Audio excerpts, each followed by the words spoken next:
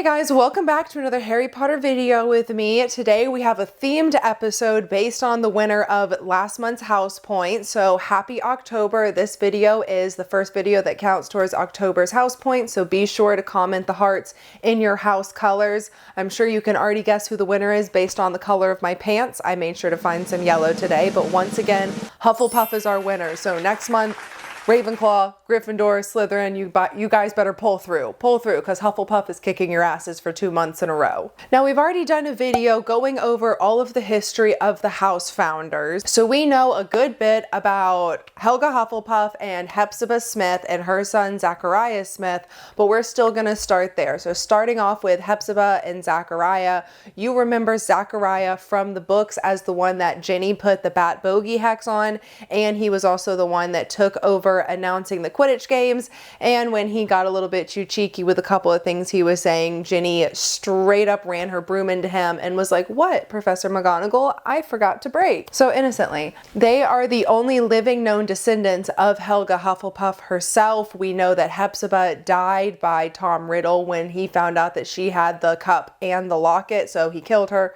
blamed the house elf, that whole fun hoopla. So we know their story. We also know the house ghost, the Fat Friar. We talked about him in the last video that Hufflepuff had won, and they chose for the video topic to be about ghosts, and that's what we talked about. We already know his story from there. Let's start off with a little bit on Fantastic Beasts, but I am going to leave Newt for the end since he is probably the most acclaimed and awarded and successful Hufflepuff in history. His brother Theseus, while he may not have been everybody's favorite while watching the movies, he really was an amazing character. He was highly skilled, very smart, very charismatic, very good at what he did, very well respected in the wizarding world for the fact that the International Confederation of Wizards thought so highly of him in that movie. He was a very skilled Auror, but as we know, Tina Goldstein still bested him, but he was still very highly skilled. He had a very good heart. He was hardworking. He was a really good Hufflepuff. So it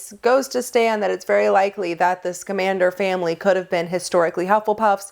However, we really only know Newt and Theseus and that their mother had bred hippogriffs. Now moving on to my personal favorite Hufflepuff. He was a darker Hufflepuff, which isn't very common considering how fair and open and loyal and understanding the characteristics of this house is. Eunan Blackwood is actually somebody I did a video on a really long time ago when I first started out on this channel. Eunan Blackwood was originally part of the Muggle branch of the Wood family tree, so a very distant ancestor of our favorite, Oliver Wood. He married Artemisia Black and they forged their names together to create Blackwood. They have a very interesting history where he was very skilled in horticulture and really knew plants very well. He was a Muggle-born wizard. There were obviously wizard ancestors far back in line in this family, and he was just on this Muggle branch. He came out a wizard's son. They had no idea what to do with him, but he just made these phenomenal sculptures with plants, especially hedges and things like that.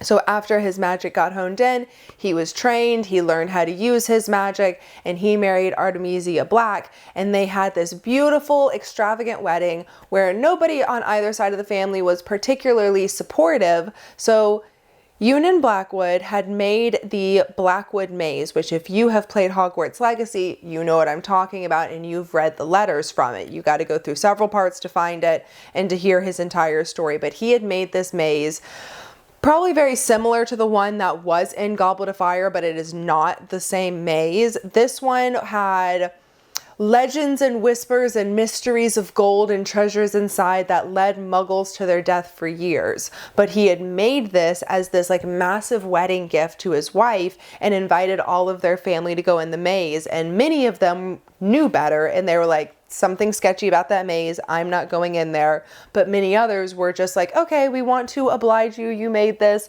let's just see what's inside.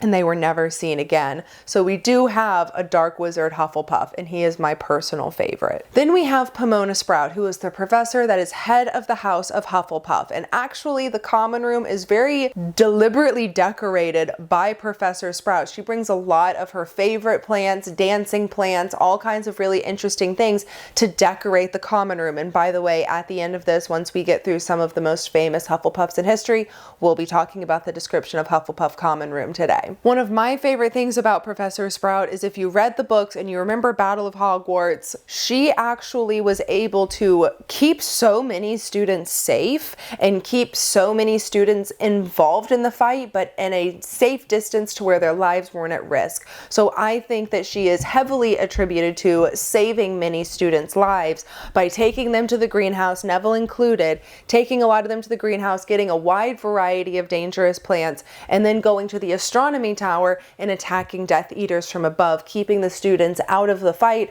but allowing them to still battle for the school. In last week's video, we talked about how Professor Sprout and Professor McGonagall were actually friends at school, and they overlapped for 2 years. Now, if you had followed my time turner theory, there's a chance that Professor Sprout doesn't even remember going to school with McGonagall, and she just knows her as a professor and a colleague, that they know each other as adults. But they actually were schoolyard friends, and McGonagall had even given Professor Sprout a plant as a gift at one point, and it flourished under their friendship. Now, dipping our toe into Hogwarts mystery, if you ever played that video game, we had met a girl named Yara Lebowska, and she actually was another werewolf that attended Hogwarts. She was very fair, very kind. You got to spend a little bit of time with her. She had silver hair. She had a very intricate storyline in that game, but the main point on why I included her was her kindness towards Remus. She very much wanted to be a magical healer. She wanted to work in St. Mungo's. She worked with the hospital wing at Hogwarts,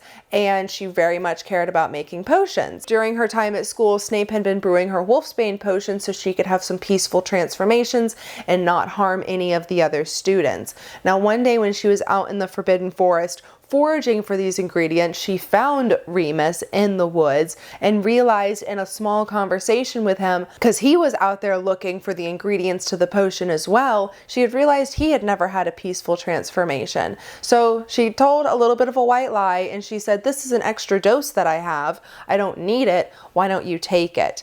And during that, she thought she had, transformed, had hurt somebody. It wasn't her, it was a hippogriff, and everything was fine. But she had shown that kindness to Remus, and there is evidence of more werewolves that have attended Hogwarts, so I did think it was important to note her in this video. Now to pretty much everyone's favorite Hufflepuff, Nymphadora Tonks.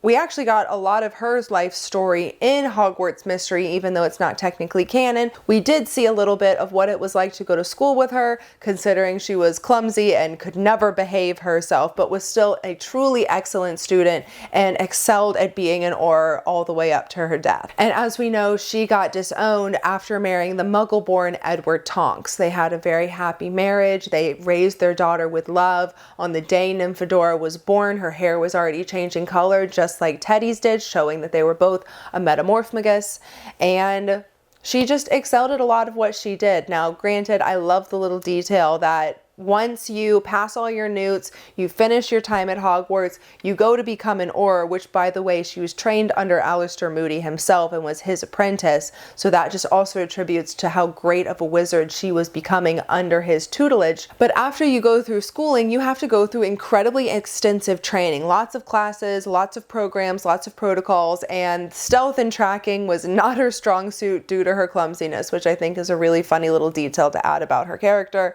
and thank God for the movies for including that when she trips at the beginning of Order of the Phoenix. It just really shows who she is, and I really appreciated that, especially since we did not get a lot of the moments with her, especially that first time she met Harry in his bedroom and gave him that tiny little firebolt broomstick for Christmas. They had a very sweet friendship. Now, as I had said, she had trained under Alastor Moody, and when Voldemort rose to power again during the Second Wizarding War, Alastor Moody obviously was a part of the Order of the Phoenix, and because she trusted him, she joined as well, and they both were bringing information back to the Order from the Ministry and just trying to do their best to help their colleagues. Working with the Order and working for the Ministry, she also took turns guarding Harry's prophecy during Order of the Phoenix, and then eventually she joined the Advance Guard and was very heavily involved in transporting Harry to and from Privet Drive, to the headquarters, to Hogwarts, and back for Christmas, all those things. Like I said, her and Harry had a great relationship, and she was very highly trusted within the Order. And then her sweet son, Teddy Lupin, who was raised by her mother, Andromeda, who loved him dearly, but eventually he actually spent quite a lot of his time at the Potter's house,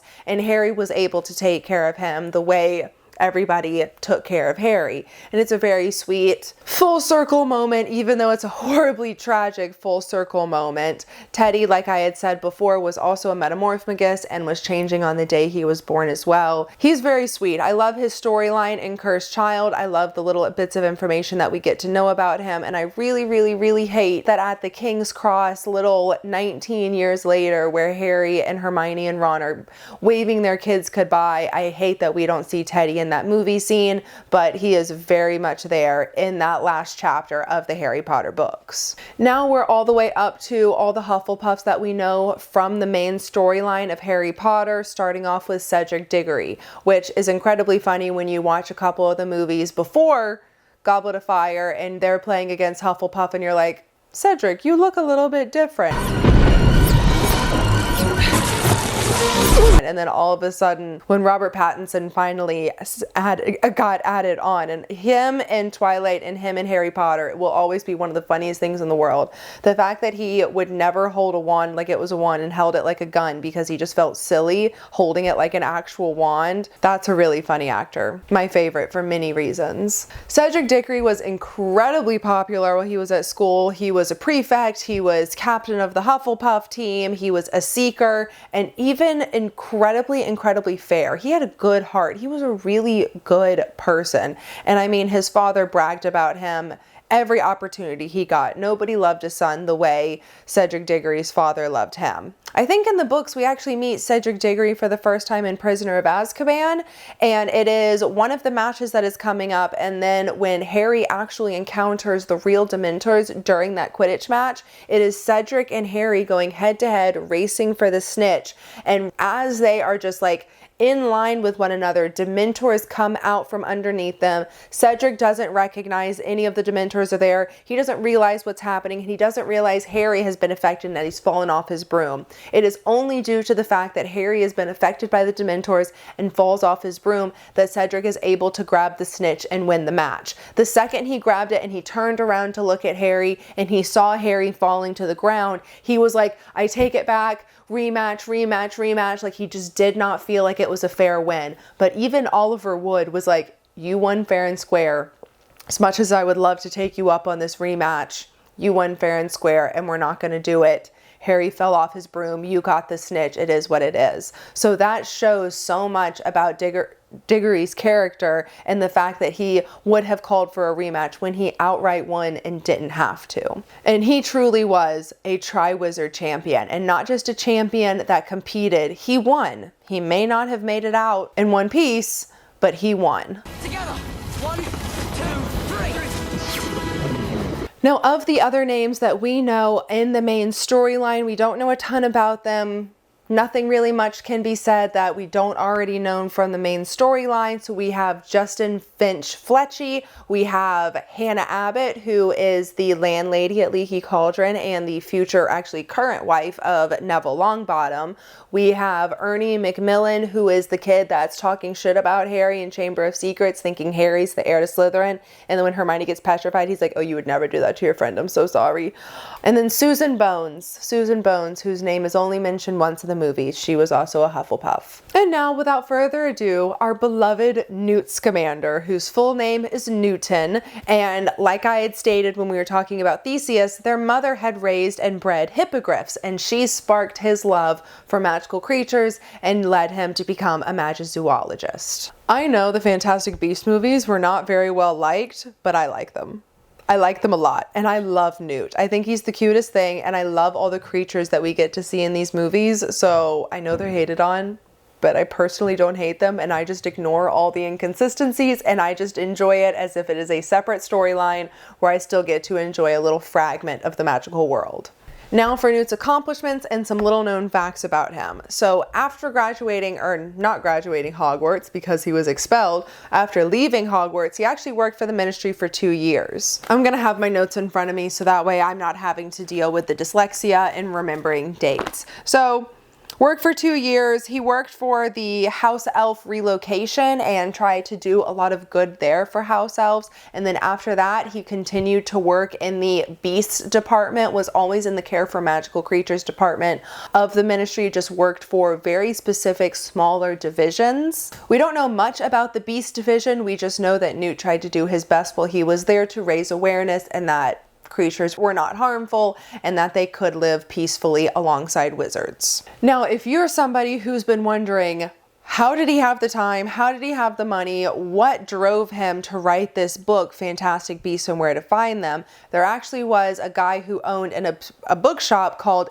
Obscurus Books that commissioned him to write this book, and he actually traveled the world for at least a year completely researching this and discovering creatures. The guy's name was Augustus Worm, and like I said, he owned a bookshop called Obscurus Books, which I think is a very interesting name considering all of the shit that was coming up in Newt's life with Obscurials. Now, before all of this, from 1914 to 1918, he actually worked with dragons, specifically with Ukrainian iron bellies, trying to wrangle them, bring them to safer places, research them, and take care of them. Now, the program completely fell through because the dragons only responded to Newt and tried to eat everyone else. This was a very top secret program called the Eastern Front that died out after Newt was the only successful person to ever come into it. And then after that, he went on to the Ministry, went on to write his book, went on to do all of these wonderful things and become the most famous magizoologist, the best magizoologist. I mean, the creatures that he befriended is absolutely insane. And then in 1947, he was actually accredited with creating the werewolf register, which, you know, if you remember from the books, if you're an animagus, you're supposed to register with the Ministry so that way they know how many people are an animagus. Werewolves are supposed to register with that too. Now, there's this whole hoopla on not every werewolf did register, because if you know the story of Fenrir Greyback, then you know that he was brought in for questioning for somebody else's death, and he basically lied and he was like, I have no idea what you're talking about. I'm, you know, just a muggle. I have nothing, you know, la-di-da-di-da. I know nothing about this. And he was supposed to be obliviated, but obviously he's a werewolf and he attacked the Ministry workers and then went after Lupin because his father was on the council. And that's a completely different side tangent that we don't need to get on right now. And then in 1965, he had actually created the ban on experimental breeding. Now, while it is okay to breed magical creatures, especially certain ones, whereas a basilisk, there's a huge ban. You are not supposed to breed a basilisk for obvious reasons, but experimental breeding was incredibly dangerous. It was dangerous for the animals, it was dangerous for their quality of life, but it was also dangerous for wizards having no idea what was going to be born, what was going to be created, and what kind of skills they would have as far as killing humans. So it was just dangerous all around. The creatures were incredibly unpredictable, and he put a ban on experimental breeding, which made the lives of these creatures much better because they probably weren't being treated well while they were being experimented on like this. He then went on to work with the Dragon Research and Restraint Bureau, studying dragons, learning how to work with them, trying to educate other people on them. He was very heavily involved in this progress. Then in 1979, he was awarded the Order of Merlin second class for all the work that he did in magizoology and the peace that he brought to creatures and wizards alike. So he's a pretty good guy. I like him a lot. Okay, now on to the Hufflepuff common room. Now, to get to the Hufflepuff common room is a little bit different from the other ones. Whereas Gryffindor, it's a changing password and everybody knows exactly where the door is. The Slytherin door is hidden down in the dungeons. The Hufflepuff door is actually in the same corridor as the kitchens. So if you're going towards the kitchens, you go down this corridor and then you come into this room where there's this huge stack of barrels. And instead of a password or somebody standing guard in some some way. It was actually rhythmic tapping, and you had to make sure you were tapping on the correct barrel. If you tapped wrong or you used the wrong barrel, you would pretty much just get doused in vinegar and you'd have to walk away in shame. The proper barrel should have been in the second row from the bottom towards the middle. There's something with like 2s in there. So it should be like in the middle from the second row from the bottom. And you were meant to tap the rhythm of Helga Hufflepuff. Not exactly sure how that times out because I'm like by the syllables, Helga Hufflepuff, like that. I don't know. I don't exactly know how that would work. If I was a Hufflepuff, I don't think I'd ever be able to find my way into the common room, if I'm being honest. But if you did it right and you know what you're supposed to be doing, you walk in, there's this earthy little tunnel, you go in, you go uphill a little bit, and it's this massive dome of honeycomb yellow and black accents, this beautiful ornate carved wood everywhere. All the wood is this like beautiful honey color, all the doorways, all the bed frames, all the tables, everything is just so warm and homey. And like I said, Professor Sprout elegantly decorated it with some of her favorite plants. There were dancing badgers carved into the wood just for extra accents. And then light came in, but most of the windows were like ground level. You'd have this beautiful view of rippling grass, wildflowers, occasionally feet walking by. I mean, it sounds absolutely wondrous to be in. I think I would love this common room. And it was incredibly sun-soaked. And then in a place of honor, there was a painting of Helga Hufflepuff over the fire mantle, giving a toast to her students. And I think it's just a wonderful house to be in. I'm incredibly proud of Hufflepuff once again for winning the house points. I'm pointing my finger at the rest of you guys to step it up a little bit. So make sure you're commenting. You don't even have to say anything. It doesn't have to be 3 hearts. It can be 1 heart, but just comment the house color heart for your specific house and you earn points. This will be the first video for the month of October, and after Halloween I will announce that house point winner and we'll go from there. I will be putting in a thread, so in the comments I will type in, this is where Hufflepuffs will enter their video ideas. Hufflepuffs will get to pick next week's video. You guys will add that in the comments underneath that with a yellow heart. If there is not a yellow heart next to your suggestion, it will not be considered. So just show me that you're a Hufflepuff, add that yellow heart, let me know your ideas, and the idea that I get most frequently will be the one that's chosen. It's a little bit hard to do voting. I can't think of a more efficient way to do it at this point. Maybe once we get to a bit of a bigger scale, then I will do like a Google form kind of thing. I don't know. I need to come up with a better way to do this. I feel like this is just the easiest way to do it right now. So go in the comments, go onto the thread if you're a Hufflepuff and comment your ideas. Last week it was pretty anonymous, not anonymous, unanimous, that's the word. It was unanimous about the ghosts of Hogwarts and kind of like the poltergeist and ghosts of Hogwarts for that video. So let me know what you guys want to see for next week's YouTube, and fair warning, after I do Hufflepuffs winning YouTube video treat, I will be doing my very first Marvel YouTube. So looking forward to kind of switching it up a little bit, branching out in my content repertoire, but that's what I had for you guys today. Happy Hufflepuff Day. I hope everybody's having a wonderful day, and as always, thanks for watching, and I'll see you guys next week. Love you, bye.